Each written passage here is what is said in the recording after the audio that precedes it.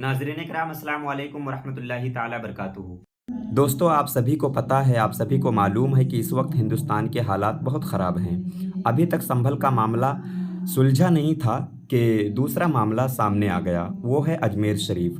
मगर अजमेर शरीफ के बारे में असदुद्दीन अवैसी साहब ने एक ऐसा बयान दे दिया, आइए उनकी वीडियो को सुनते हैं। अजमेर शरीफ दरगाह को लेकर के जिस तरीके से ये दावा किया जा रहा है कि वहाँ हिंदू मंदिर था, आपने एक ट्वीट भी किया है, उसको आप किस तरीके से देख रहे हैं?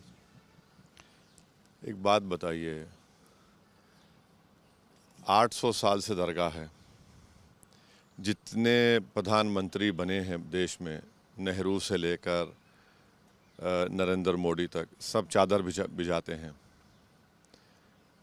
साउथ एशिया में जितने हमारे नेबरिंग कंट्रीज़ है, उनसे ऑफिशियल डेलीगेशन जाता है वहाँ पर। एक महबूब इलाही निज़ामुद्दीन औलिया रहमतुल्लाह अलैह के पास, दूसरा ख्वाजा सुल्तान गरीब नवाज़ के पास। एक बात बताइए, 800 साल से दरगाह है। मुग़लों का राज था, उसके बाद मराठाओं ने वहाँ पर हुकूमत की, फिर मराठाओं ने 18,000 रुपये में अंग्रेज़ों को बेच दिया उस इलाके को, अजमेर के। फिर जयपुर की जो रॉयल फैमिली है, उन्होंने वहाँ पर एक सिल्वर कलश चढ़ाया था।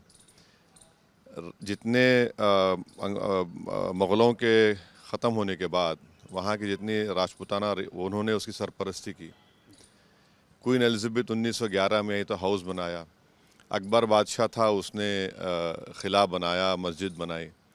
ये हो क्या रहा है कि आप 800 साल के बाद कह रहे हैं कि वो दरगाह नहीं है?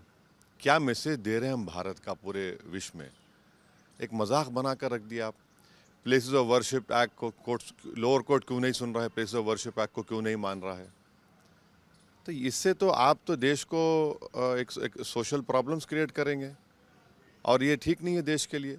ये किसकी वजह से हो रहा है सर? जो हिंदू संगठन है, जो वहाँ लोग गए थे, 20 तारीख को इसको लेकर के सुनवाई है, आपको क्या लगता है किसकी वजह से तमाम चीज़ें हो रही? इन तमाम का ताल्लुक आरएसएस बीजेपी से है।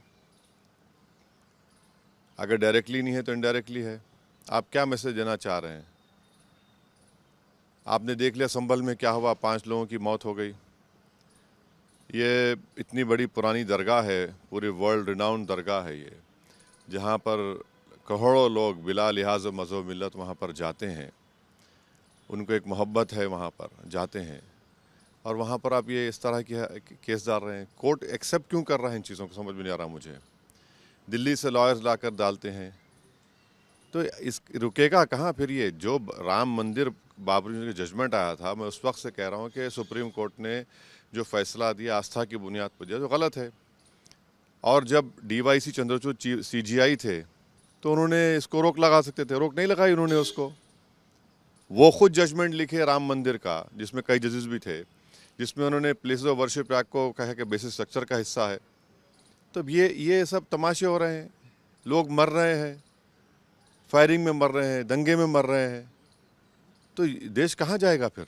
लेकिन सर, जिस तरीके से वहाँ पर निशान मिल रहे हैं, क्या चाहे निशान स्वास्तिक, बहुत सारे हिंदू संगठन ऐसी फोटोज जारी कर रहे हैं उनकी तरफ देखिए, आपने पढ़ा वो जो शारदा साहब ने किताब लिखा कि ट्रेडिशन बोलता है, ट्रेडिशन को मानेंगे या फिर आप कानून को मानेंगे?